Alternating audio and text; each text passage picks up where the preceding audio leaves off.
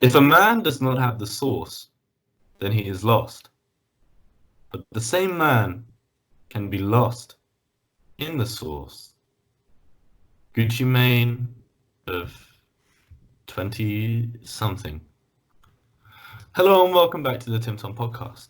I am your host, Tim, joined here by my other very gracious, ever good host, Tom. Sadly Been not brought Gucci. to tears by that quote.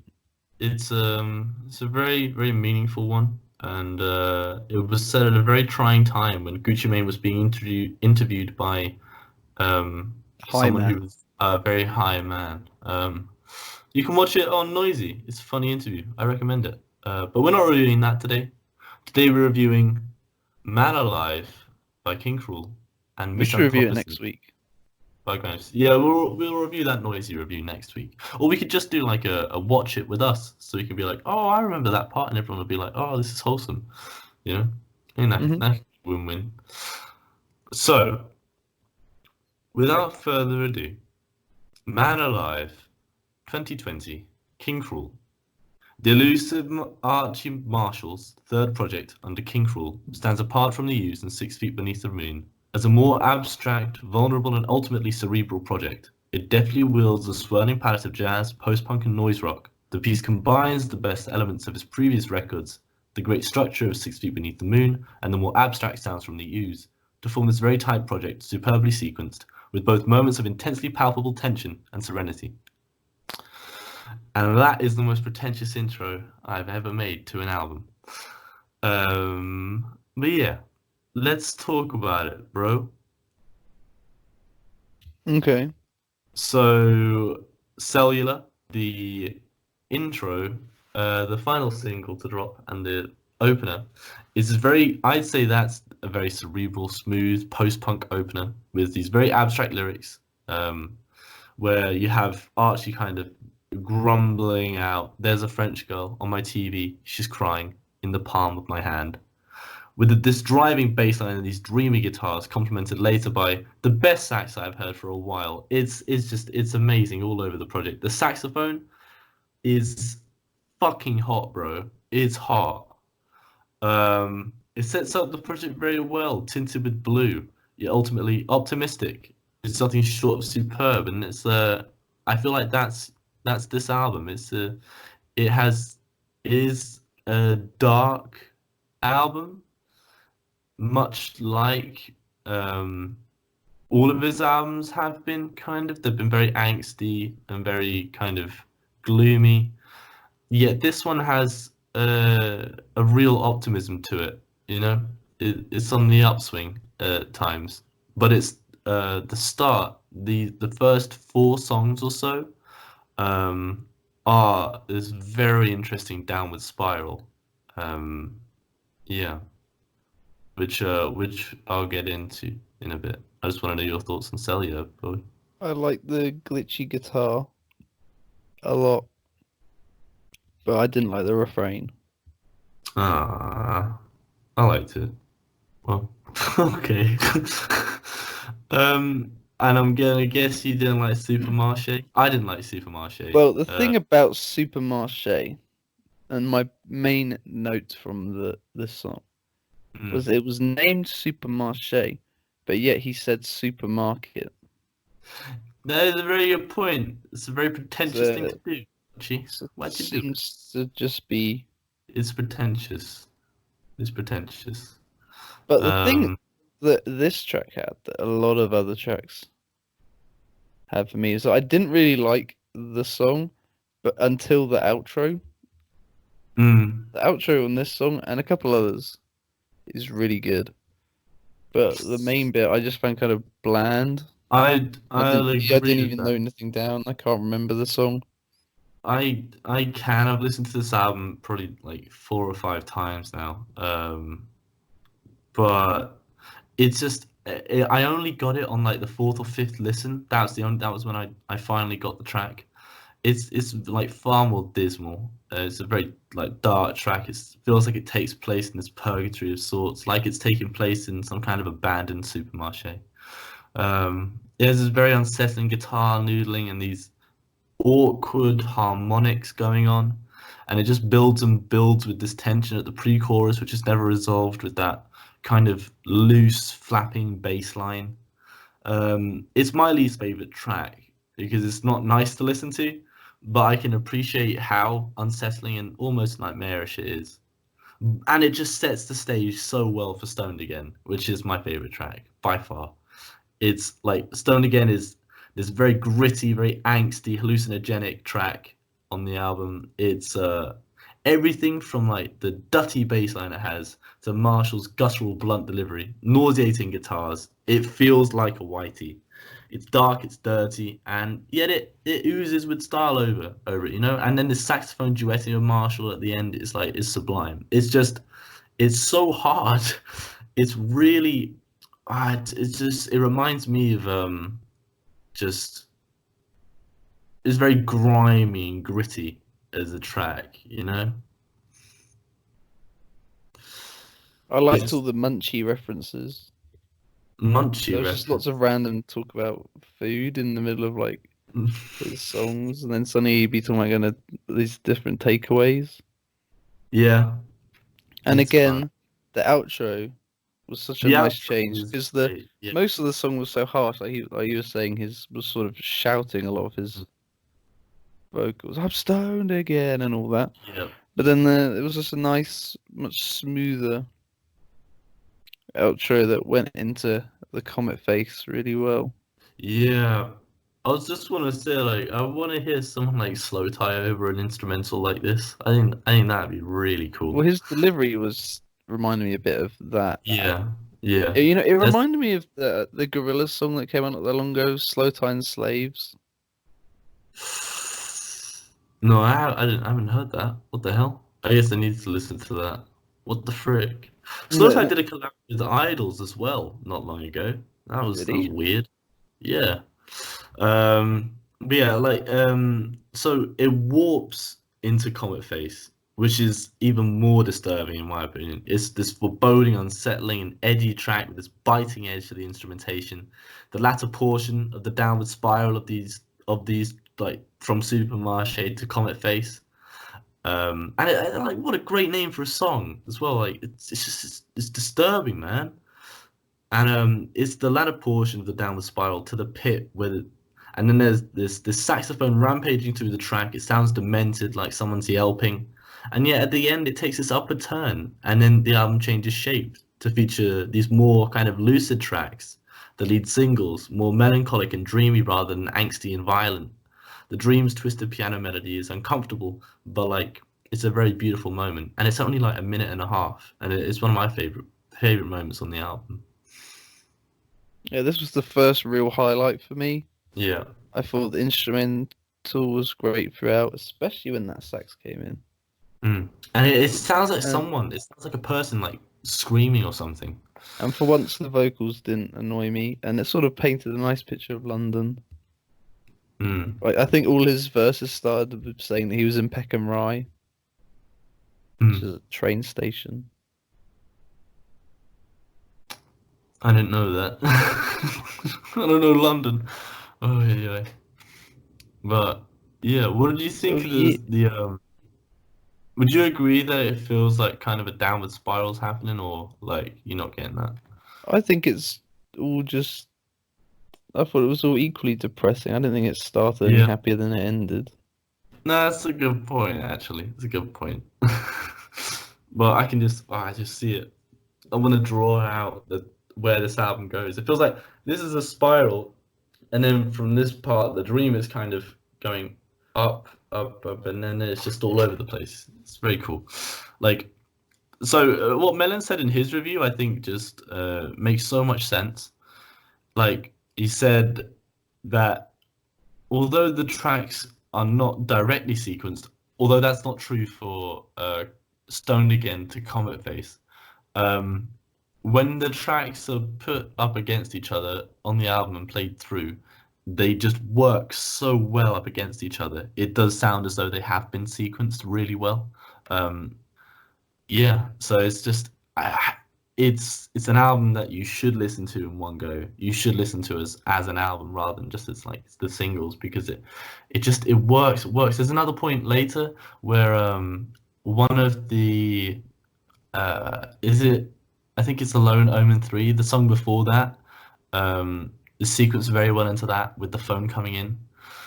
Um, yeah, the Slinky is kind of a dark horse on the album, in my opinion. This very naked, jazzy plucking and this cascading saxophone dancing around Marshall and these circular synths. It's the most vulnerable and nude that like the album gets, and it's a very nice moment. It's very nice to hear him be so vulnerable and just naked. He's talking about like I haven't left my room for like 3 days or something. You're the first person I've spoken to, and I guess kind of he feels like he loves the person, but I don't know if he does. You don't know if he does. You know, like it's depression, bro. That's what it is. This album is depression. Yeah, and just kind of loving someone, but for no good reason beyond the fact that they're showing some kindness to you, and it just means a lot. I think. I think the man was in a rough place. That's why we've got like Alone Omen 3 is this very nice upturn on it, you know? Hmm. My favorite track was the Perfecto Miserable Mm. because I thought it was the ultimate um depressing rager. Yeah, It sort definitely. of created a sad cacophony, Mm. which I think embodies the album pretty well. I know we did Alone Omen 3. Or that was the Mm. one that was the single I listened to. Yeah. And I thought it sounded better here than on its own, which is what I thought it would It when I does, heard it it. does. It does. Yeah. Which is definitely what I thought would happen because it didn't sound like it should stand alone. No. It was so strange to release like it as a single, um, in my opinion. You could have just had There's a a non-traditional album rollout and just announce the album and then drop it or whatever. yeah, yeah. I'm glad he built up to it though. It's certainly delivered. Like there's just a couple more songs we'll talk about. Like the project itself feels dramatic. It's got this very nice progression to it. I want to like Airport Antenatal Airplane is another weird track. It kind of reminds me of Supermarché in that it feels like it takes place in this kind of void space, or like in the womb or something. It reminds me of I think it's Wool Or by an airport. well, yeah, it's just like a space where time doesn't exist. It reminds me of Wool by Earl. I'm pretty sure it is Wool, or is it DNA? The one which has like these very like warm but kind of oppressive synths, and it's just like kind of closing in on you. It's very like scary actually. Um, it's a less noticeable track, but with a very interesting soundscape. Themes of the Cross as well feels like a closer, um, with it being so fraught with emotion and so smooth. With these like beautiful, disturbing poetry from Marshall, like as ever, you know. I just liked Underclass, that on the airplane he stressed the fact that he had a window seat. yeah, it might be a reference to the artwork of Check One. I'm not sure, but Check One was a single um, on for the Ooze, and it was of him sat by a window seat on a plane wearing these really dumb glasses that he wore again here. They look stupid, bro. Take them off. Well, Um, I think that window seat is the best because then you get to see all the clouds, and what do if you do, you're bro? if you're What on a do long you, flight, you can like guess what country you're over. yeah, what if Whereas you you, need to pee? I'd rather be in the aisle seat so I can go for a pee whenever I want. yeah, but you can just pee in a can. It's all good. Ah, okay, yeah. Well, you see, I'm not that big dick energy. Like, I just can't pee in a can. Or the sick bag. Yeah, it's seat bag. Okay, yeah, what we're talking about. That's big enough. Um, so yeah, Underclass has like a big Biscuit Town vibe, which is one of his most listened to songs from the Ooze. It feels like the most conventional point on the project, which is welcome respite from the otherwise very abstract moments of it. Energy Fleet's very peculiar track, not without great moments, but and like very unsettling. It feels like a dream that's becoming a nightmare. And It then we also have the felt a bit close. like he was sort of accepting the fact that he's hit rock bottom and didn't actually mind it that much. Yeah, yeah. And those horns were very good. Mm. It's this just it's a I think it's a really profound project, bro. And I think it I all just comes found together. that the Yeah. the two tracks after the underclass did nothing for me. What about Please Completely, the closer? You didn't like it? No. Oh, I did. I did. See, that's what I think. It pairs with Slinky very well because Slinky is talking about like not seeing anyone, being a recluse, and then this one person who sees you and you love them. But Please Completely is like looking for that person for completeness or to complete you. He just says over and over again, please complete me. And this is a very touching kind of culmination of the angst, the fear, the tension in the project, with at times apocalyptic lyrics and this post-punk raw guitar as the empty chorus, with these verses accented by an oppressively clinical synth. It's like it's very present. It's just a very unpleasant kind of presence that it has. It conjures up disturbing imagery, and this like kind of slide guitar at the end is lovely, but also kind of dismal. It's off in the distance, this like kind of happy surfy vibe. Um, it's a very dreamy end to a very interesting and very well conceived project, which closes on a moment. I guess at the end, when once you stop singing and that like I love the synth, but I hate it. It's like it's clinical, man. It feels just like unpleasant. I just kept on being reminded of this play I saw one time, which is really disturbing, called Skid. No, what was it called? It's by Sarah Kane. But yeah, um, it closes on a moment of lucidity and of stark beauty, I'd say. But the album is not without its flaws, you know. The mix at times is very dirty, and often it seems like you heard the lyrics far better than I did. I found that Marshall's lyrics got lost in the instrumentation or behind his harsh delivery at times, so that kind of I just knocks it think you down a don't bit. listen for them. There's that as well. I'm more listening for the sax and just the music. I tend not to listen to lyrics in general, man. Like I don't know what it is. I don't And know. then I'm you not claim to focused be on. a Playboy Carti fan. Well, hey, play by Carti. You have to listen to the lyrics. Otherwise, what else are you doing? She trying to be cray. She trying to be cray. She wanna be Cardi. The bitch is a Barbie. I ain't fuck these hoes. Alright, we'll stop. We'll stop. But yeah. What were you gonna give it? Give it? I think I found the pictures of the glasses. They don't look that bad. They look a bit silly. They look a bit silly.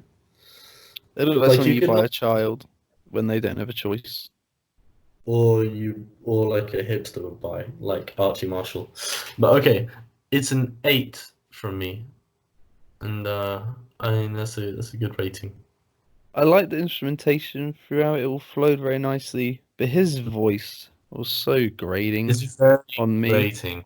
Yeah, that's fair enough. and his thick accent. But it's just such a part of his identity as a musician. So he is kind of inseparable from it, sadly. Yeah, I Um, was speaking I like to it. a friend of mine who really liked the album, and he said Mm, that he loves his voice. So when I yeah. listened to it, I was a bit surprised to hear it sound like this. But I think if you like it, that's cool. But as I don't really, it's a 6 from me. That's fair enough. The voice knocks it down that much? Well, I wasn't that crazy about it anyway. I only had Okay. notes on about half the songs. Yeah. Yeah. No, no, no. I'll give you that. I think we're gonna have the exact opposite happen for the next album, Missanthropocene by Grimes. Uh, Not the Grimes. There's no the. I didn't say You did did. I? I have to re-listen. If I didn't, Tom, I'm gonna post an embarrassing photo of you. You're gonna Okay. edit it out anyway. Yeah, that's a good point. um, so, Missanthropocene, an obscure piece of dark, abstract pop. It's the first time I've heard Grimes. She seems kind of stylistically similar to Charlie XCX, yet with kind We of a were more fangirling over spacious. each other on Twitter just yesterday. Oh, that's epic. A more spacious and varied soundscape, taking Varied soundscape being the word, I think. yeah, It's it's an album, the concept is sort of being climate change, but I didn't feel that that came what into it that much. I kind of got it on one or two songs, but what the fuck? That is no. Apparently, so um, yeah. On the opener, I was a which big was fan the of lead it. single. No, I wasn't either. It was a very dreamy track. It did some interesting things, Mm. but it was sort of like a love song. But it like the first portion, it takes so long to get going, and then the outro just was kind of long and pointless. Yeah, Like when it I goes like into how that whistling bit at the spacious it end, it is. just doesn't do anything for me at all. And as it I'm doesn't transition into Dark Side very well, I don't really see no, it doesn't the at point all. in it It at doesn't. all. That's the thing that you'd counter the last album with. They all transition each other very well. I think Mm, apart from right at the beginning, oh, so like the next few songs work quite well together, but after that, it doesn't really flow very well. mm. It's I kind of like how spacious it is and how long that song is. I think with this kind of understated synths and these muffled alien sounds, it has a quiet confidence to it, which is all over the album. That like Grimes, although the album does feel directionless, I have to say, at the same time, it feels like Grimes themselves, because they're like a weird alien thing, has like clearly defined the character. Like, have you read the bio Yeah, on Spotify? Like, it's so weird. It's so weird. Um, but yeah, so there's this clear definition to the identity, and and I I guess it think comes that it down was to sort of there was more time with the selection of the songs. It was all about bad things. mm, Like the next one's apparently about sexual assault. I can't speak Taiwanese, so oh, I I have had to no just idea. take them on that. But the rest of them, they all seem to be about bad, bad things. But I didn't catch much in the way of climate change, No. so I'm gonna have to debunk that one. But as we're on Dark Side, I love Grimes' sort of haunting chorus, Yeah. and also the fact that this instrumental, Lil Uzi asked her to produce a EP for him. Hmm. So she made these instrumentals that he never even downloaded. So she just used this beat was one of the songs, Mm, and it's got this amazing bass line. yeah.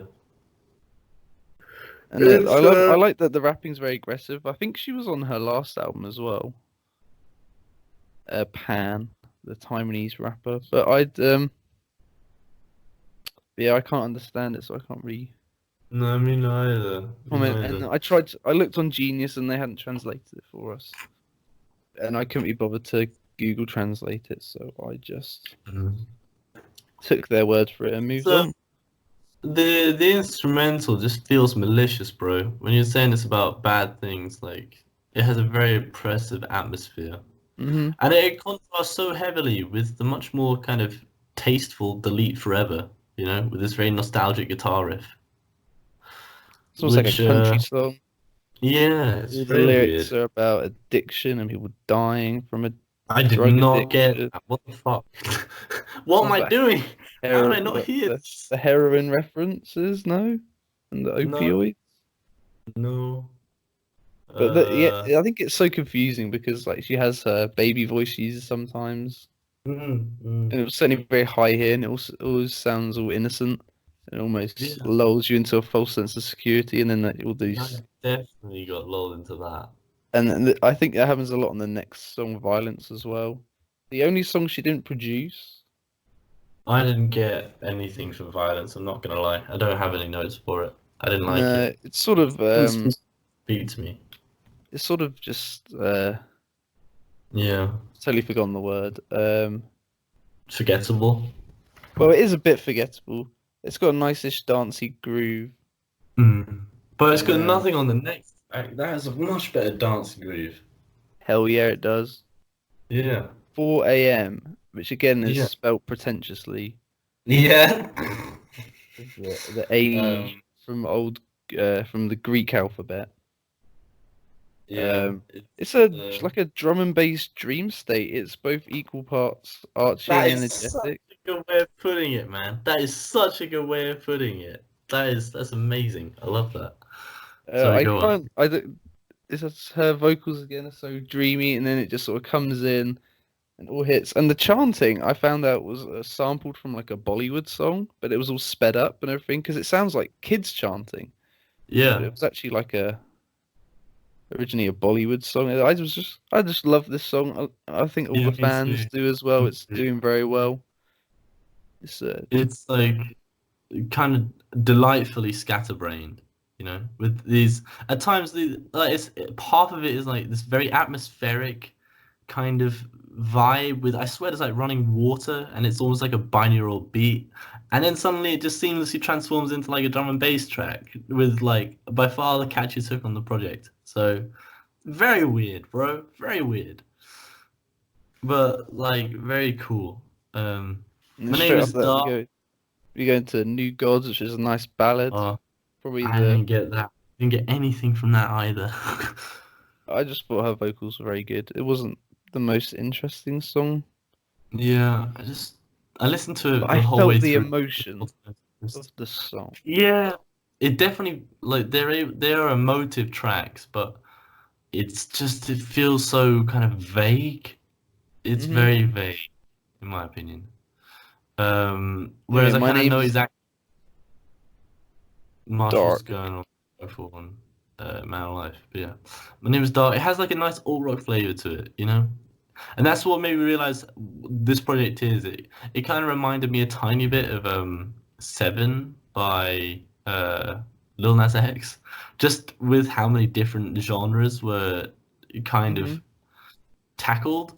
So it's so varied in its choice of sounds, yet Grimes is able to put her own kind of demented spin on each sound to make it all work and make it feel like a tangible project. And I So it think does this is the still most feel cohesive. demented track of the lot. For me, this is the centerpiece. It's another 6 minute plus track. Mm, This time the baby voice is here in full effect. The whole thing. It sort of paints this hellscape type yeah. party situation. It's all a bit unnerving and with the sort of high pitch. That's what the jugs are for at the end. Yes, yes, The whole yes. hook is so like fun to me, but at the same time very bad. It's when you do catch a line, her lyrics are very like kind of.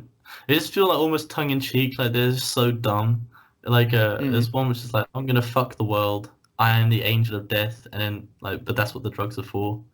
Um, yeah, very weird. It's like it's unique though, and I mean, talking about putting a spin on something, the next track, "You'll Miss Me," this sounds like a very like so you have a B side to Charlie, and you just like burn it and make it cursed. That's "You'll Miss Me." "You'll Miss Me" is a very cursed Charlie B side.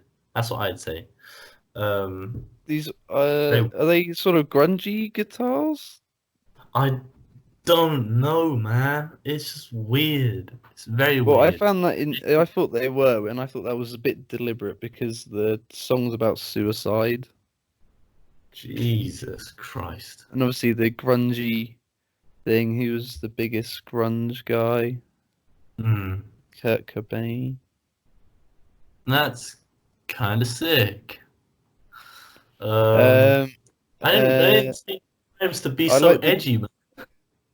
the vocals as well, but I thought the sort of anime-ish fun things that kept dropping in after some of her lines. It was a weird choice. I don't really understand why they were in there as well. This sort of Yeah. just made everything a bit more ridiculous. Mm. And then I didn't really like the last two tracks. Well, I didn't like Idol. It's very pretty and very atmospheric, dreamy, and it also like it's very long clocking, 7 minutes. Hmm. But it's like I don't know, I wouldn't go out my way to listen to it. But I appreciate that It's Grimes like is her own artist. yeah, it's a lot like some of her older, less interesting music. Mm, The sort of accordion thing at the start is so annoying. It goes on for like nearly 2 minutes before the instrumental sort of drops in, and then it sounds a lot better with all the nature noises as well as this sort of synth line. But I feel like I've heard that synth line before somewhere. mm. And No, the before the fever was I couldn't understand the word she said, and the instrumental was so minimal. Meant that nothing really happened in the song, so it was yeah. like a waste of 3 minutes. What do you think of We Appreciate Power? I Like, loved that song. I like it It too, was but only a it's just bonus track, which I didn't really understand given how scattergun the yeah. genres and everything was. It's quite an old single. I think that might be the only reason. Mm. It kind of reminded me of I Disagree, but more like listenable. Yeah, I can see that. It's like Yeah, a sort of from the perspective of AI, which is a weird yeah, concept to yeah. tackle as well. I'm a big fan. Like now, hearing you talk about it, and like you seem to like know a lot more about Grimes than I do. I appreciate how she is just writing this weird stuff, bro. Like she's really just vibing, just talking about what she wants to talk about. Um, yeah, like So she's overall, so oh sorry. no. Okay, overall, I found the project interesting, but it ultimately lacks substance. But I wrote that before knowing what each song was kind of about. So I think Well, now if I I were to still really think that stands true, though. listen, I still think that stands true, to be honest. hmm.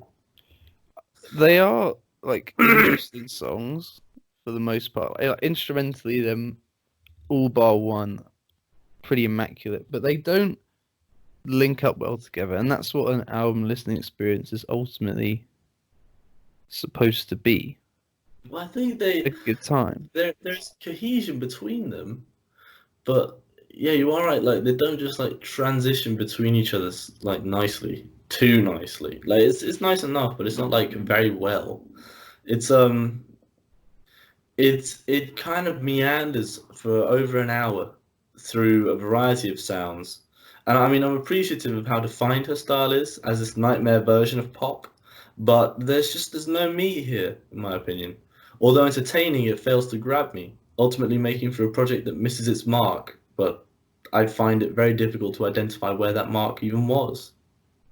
So it's a six, 5 or 6 from me, between a 5 and a 6. I'm gonna give it a 7 because I really enjoyed it, but I just feel that if the sounds were a bit tighter and the sort of concept of like coming from sort of funny point of bad things, if that was more true on every song, because I think that Mm. was just completely lost on the last two tracks. Just wasn't. Yeah. Suddenly that wasn't a thing anymore, and that doesn't really make any sense. And especially when I didn't really like the last two songs, and there's only 10 tracks. If it's a tight track list, it's gotta be good.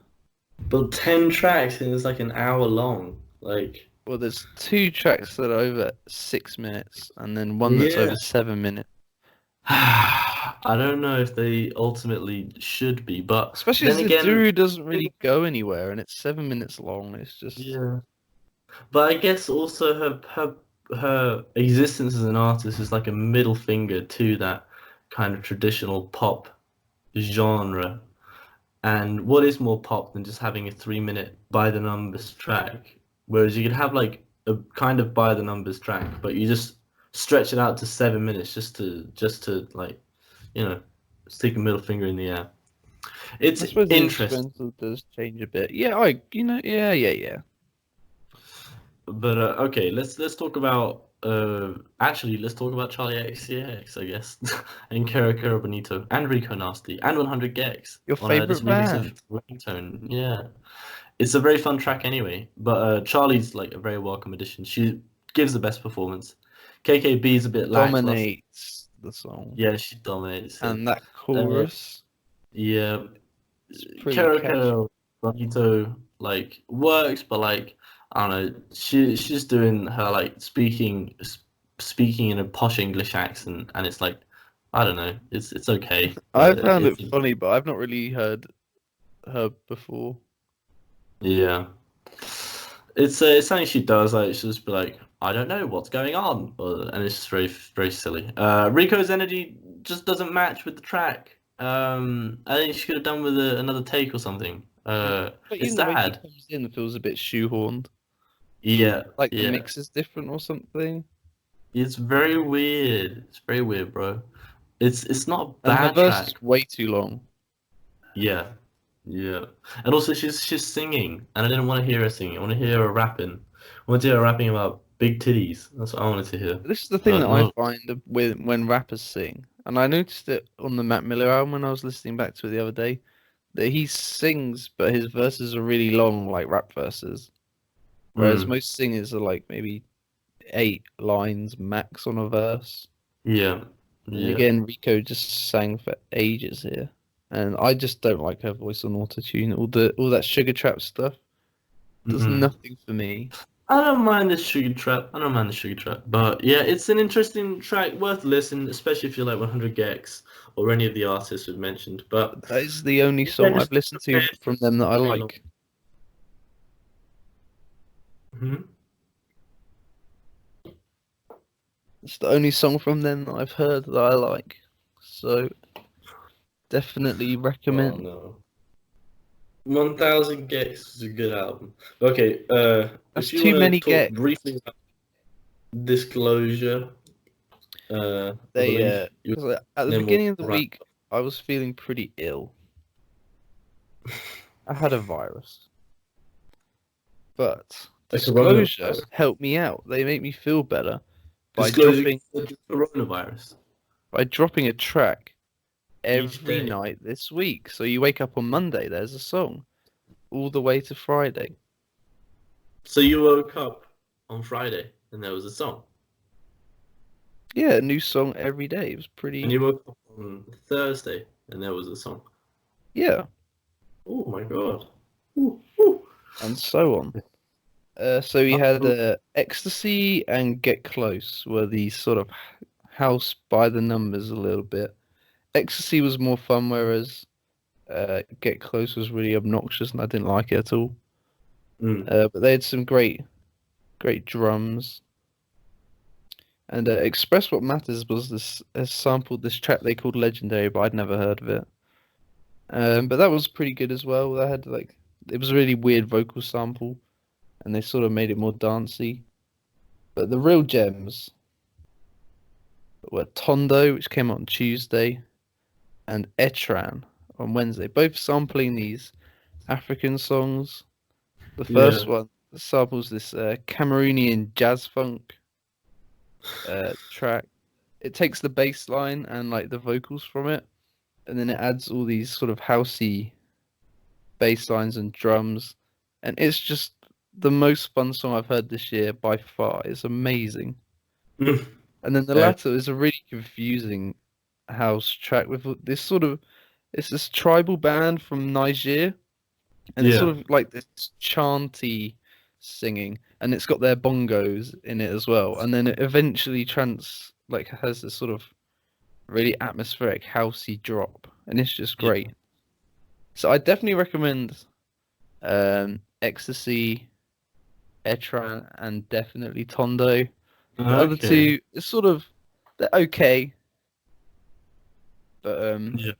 not as interesting. And I just thought we don't talk enough about dance stuff on here. No, we don't. We should really do it a bit more because, well, yeah, I'm a big fan of house music. I have been for a long time. So You never know. You never know. We might talk. Oh, we did. We talked about Catronada. It's just there's not many like. Yeah, we definitely should do. Okay, and with that revelation, and Tom having recovered from the coronavirus, and I beat it. myself having to get to brunch, I've been Tim, joined by Tom, and yourself, Gucci Mane. Arrivederci. Arrivederci.